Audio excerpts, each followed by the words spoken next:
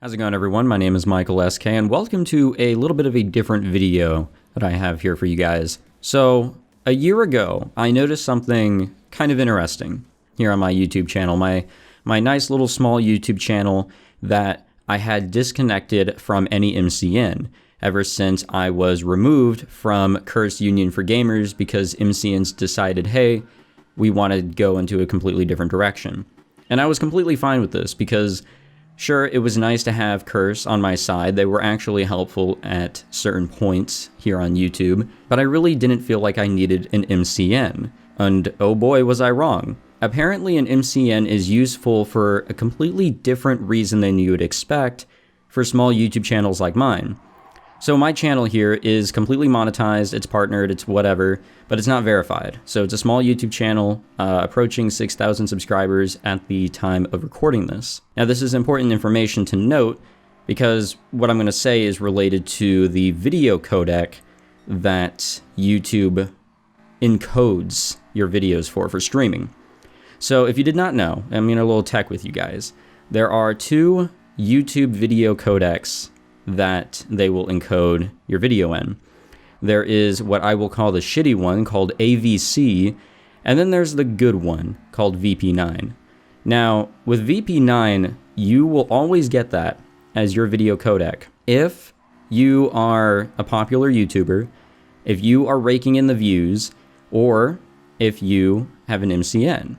So basically, if you have those connections, whether you want to take that in a literal sense or just a metaphorical one. But there's also another way that you can get the VP9 codec, and it's really well known that if you upload in 2K or 4K or 8K or whatever, you will always get the VP9 codec because that is what is necessary to use in order to encode those high resolutions. Now, why is AVC terrible? I don't know. I'm not really into why this is known as the terrible one and why there even is a terrible codec to begin with. However, during the time that I was not with an MCN, and mind you, I did not have a problem not being in an MCN, I noticed an issue with my videos. My videos were appearing blurry, messy, even when there was little to no video movement, there was a bitrate issue. I was concerned because I am very picky when it comes to the quality of my videos. I have the hardware to make high quality 1080p videos, 60 frames per second if necessary, and I'm sure if I wanted to, if I actually moved up to a 2K monitor, I can definitely do 2K, probably not 4K, that'd probably be pushing it to get the maximum quality, but you get what I'm saying. I can make the highest quality 1080p videos, for sure, but YouTube, because I'm not with an MCN, I don't have those connections, I'm not popular, deemed me unnecessary for that good codec and dropped me to the shitty one, which resulted in some blurriness in my videos, especially the ones that I'm uploading in 60 frames per second. Well, really anything that has movement, and some things that didn't have movement. I upload a lot of visual novel content, and visual novels, if you don't know, don't have a lot of movement. It's a lot of still images. Think of it like a PowerPoint slide. Even then, you can see the blurriness. You can see the bitrate problem, and it's concerning. So I have an example here. This is my first episode of my Kingdom Hearts 3 playthrough that I did last year before I actually got into an MCN or got partnered with an MCN again to fix this problem. And mind you, it did. An MCN actually did fix this problem. So in this video, you can see here in the top left, it says Codecs AVC1. So I'm getting the shitty codec, unfortunately. And I get it. I'm a small YouTuber. I understand. I'm not important. I don't know if you guys will be able to see it because now I'm technically going to be uploading something that was already uploaded. So there's already going to be a quality hit in this video. But if I play the video, there is a little bit of blurriness, jaggingness. I think the proper term is artifacting, but not major artifacting. It's just as there's more movement, as there's more shifts, you can definitely see that it's not as crisp as it should be. And it's disappointing because I have an Elgato. I spent hundreds of dollars to get an Elgato Pro. I think at the time that I was recording this, it was just a 970, but now I have a 2060. I have a Ryzen CPU, which in this case doesn't matter because recording, I just use GPU. But the point is, I have this hardware, and I unfortunately cannot show off the quality that my computer can achieve. It's very disappointing and disheartening to the effort that I put in and the torture that I put my computer through. Just to show the difference, to show that there is a difference, I'll hop over to this tab. This is a recent video that I put out from the DLC, and don't worry, there's no spoilers with any of this, by the way. In the top left, you can see that it says VP9, or to be more specific, VP09, but it's the VP9 codec. So in this, you shouldn't see that much in terms of artifacting. Actually, what you'll see here is a mistake I made. I actually did not upload this in 60 frames per second. Well, I did, but I didn't record in 60 frames per second. But the point is, as there's movement, there's not a lot of blurriness. Of course, there's going to be a quality drop because YouTube is going to compress regardless. But it's not that bad. It's really not that noticeable, and it's a lot more, I guess, enjoyable. It's close to the original experience, if you want to call it that. It's not perfect, but my God, it's a lot better, and it's what I shoot for. I wish that there wasn't a difference in codecs, but people are uploading so many videos per day, I can kind of understand why they'd have to have a variation or a differentiation between YouTubers. But if you're making money off of videos, I would think that you would get the better codec. It's making it more difficult for people to upload high quality content, very, very high quality content. So for example, let's say somebody has like a GoPro and they're on a motorcycle. There's a lot of movement. Well, if they upload that in 1080p, not 2K or 4K, it's going to look like dog shit on YouTube because they're probably a small YouTuber. They'll get the AVC codec. It's going to look terrible. And I've seen this before. I've seen examples as I was researching this whole thing. I've seen how this looks. And back then I didn't quite understand what was causing it. And it really was related to the whole, you need to have an MCN or you need to be partnered or verified. I mean, it's frustrating. It really is. But anyways, moving on to the next bit here. I don't know if this video is going to be in VP9. This is one that I'm making right now to demonstrate and talk about all this, because at the time that this video will be up, I will no longer be partnered. I was partnered with an MCN called Blank Shore. I'm pretty sure no one has heard of that. It's a very small MCN that I got into with a friend at the time. And here's the kicker with the MCN, the reason why I don't want to be with them anymore. They're taking too much money from me. I don't make a lot of money on YouTube in the first place, and it's a hobby. However, I was actually getting the money that YouTube, addressed to me when I was not with an MCN. I was getting all that back, and it was decent per month. I was actually able to pay some bills with the money that I was getting back. Accumulating it. Still a small YouTuber. But here with Blank Shore, and nothing against Blank Shore, it's just how they have it set up, and other MCNs are similar with how they divide up the money. With Blank Shore, it's a 90-10 split. You get 90% of what you make, they get 10. That sounds great.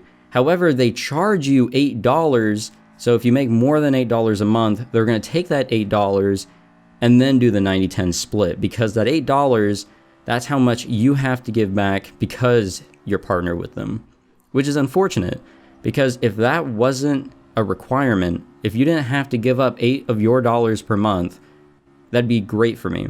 And let's say you're making $100 a month off of YouTube. Losing $8 is not drastic, and then having to lose 10%. You're still going to have a decent amount, like a great majority of what you made for that month. However, let's say you're a small YouTuber like me. Let's say I only make $20 a month.